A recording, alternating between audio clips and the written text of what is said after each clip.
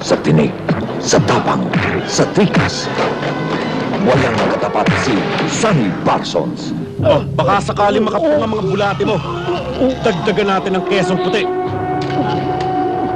Huwag kang mandurugas, ha? Pinakikilala ng Movie Stars Production si Sergeant Ernesto Pallola.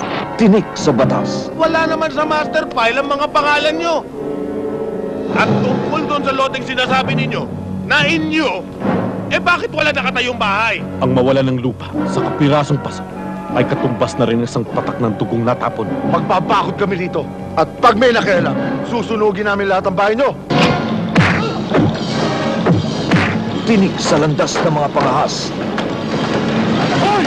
Huwag dyan! Daga ka dyan! Huwag! Joe! Ikaw, sumama ka sa akin! Tinik maging sa mata ng batas. Dapat kayo nangangalaga ng katahimikan dito. Pero kayo mismo ang nagiging protektor ng kasamaan dito.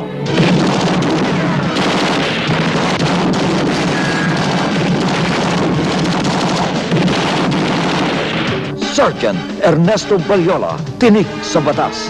Mga pulis ang pinatay mo! Kaya sila nauna, kaya nagbibigay sila ng proteksyon! Pulis pa rin ang pinatay mo! Pinaglalaban nyo, laban din namin yun. Kaya sama-sama na lang natin tapusin yung umpisa ninyo. Pallola! Talagang tinig ka sa batas!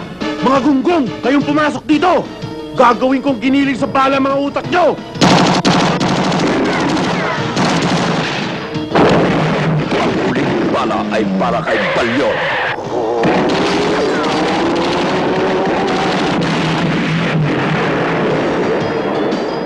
Sergeant Ernesto Pallola, tinik sa batas sa direksyon ni Ricardo Bebong Osorio.